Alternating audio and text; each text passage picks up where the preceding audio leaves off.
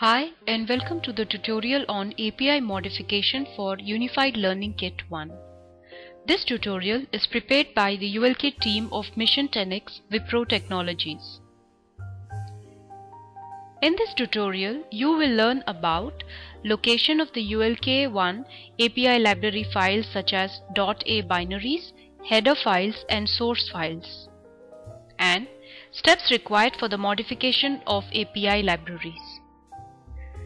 To demonstrate the API modification process, we will add a new function to API library of LED interface and then execute a simple application that will utilize the newly added function.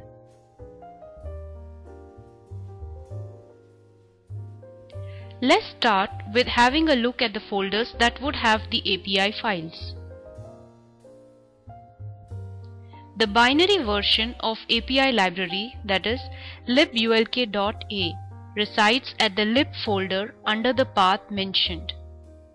During the initial installation, the pre-built API library is copied from the DVD at this location. The header files have been created interface-wise, like ulk.led.h is the header file for the LED interface, and ulk.timer.h is meant for the timer of ULK1. These header files are needed when you create your own applications using Eclipse and reside at the path shown. For the generation of API library binaries using test application and modified APIs, the header files are available under ULK release 2.0, ULK host, ULK SDK source, ULK low level lib, ULK include. The C language source code for API libraries is also organized according to the interfaces. These files are available under low level lib directory as shown here. One needs to navigate to respective ULK interface folder and then to code, source to find the .c file.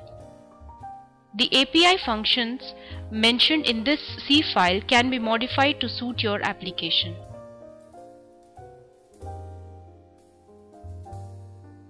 Having understood the API file system, let's see how we can modify the existing API functions or add a new one to meet our application requirements. The first step is to modify the source code. That is, to implement necessary function in the C code and then define the modified functions in the header file.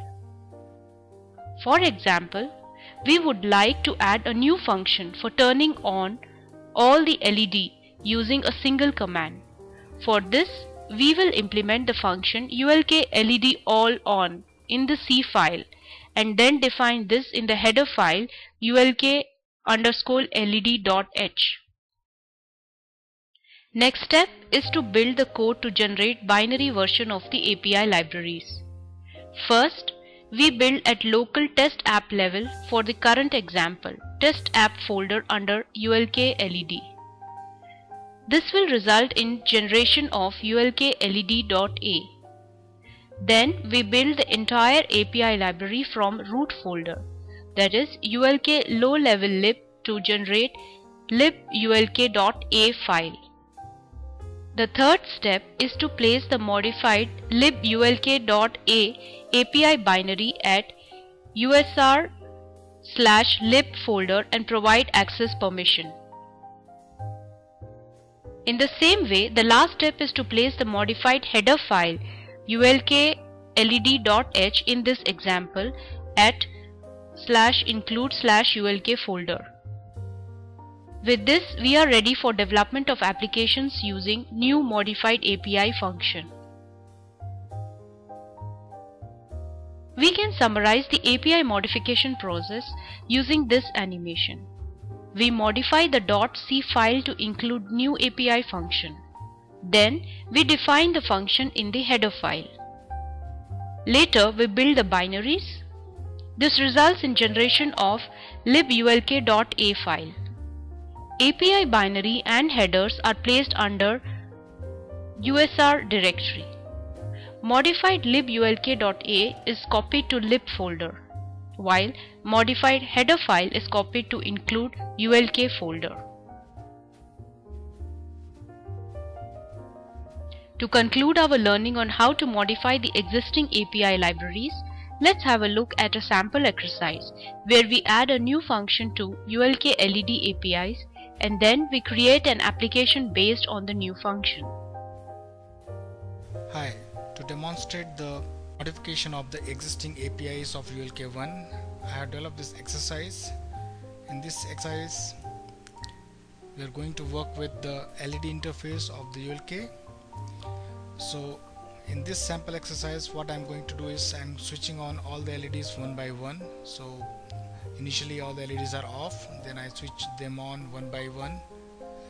When all the LEDs are on, I switch it off one by one again, and at the end, when all the LEDs are off, the application terminates. So save the file. I'm going to build it. The build is successful. I already have the ULK control panel up here, so what I'm going to do is I'm going to load the currently developed binary, that is ULK MyLED1. So open it.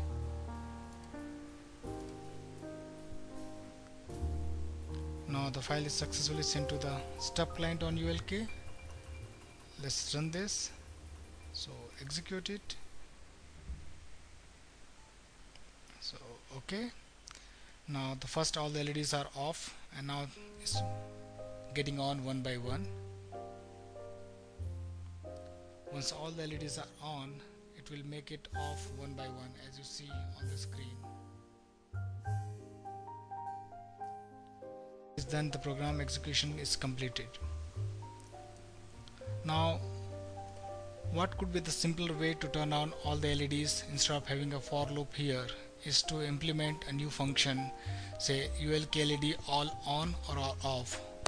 Currently this function is not available in the existing API list, so what we are going to do is we are going to introduce this new function on the ULK LED API. To modify the APIs, the first step is to modify the source file. So let us go to the ULK release 2.0, ULK host, ULK SDK sources, ULK low level libs, and then to the ULK LED folder. In the ULK LED folder you will get code, source, and then the ULK LED.c. So you can see this is the API function implemented under ULK LED. So we have the functions like LED configuration, LED on, that is for the single LED, ULK LED blink, and now what I'm going to do is I'm going to add a new function here, which is ULK LED all on. The parameter is on or off, that is 1 is for on and 0 is for off. So this is the implementation of the new function ULK LED all on. Save it. Now we need to define this function on the header file. So for this we go to the ULK low level lib. Under this there is a folder called ULK include. This has all the header files, so we go to ULK LED.h, which is here, and in this we are going to modify or define the newly added function.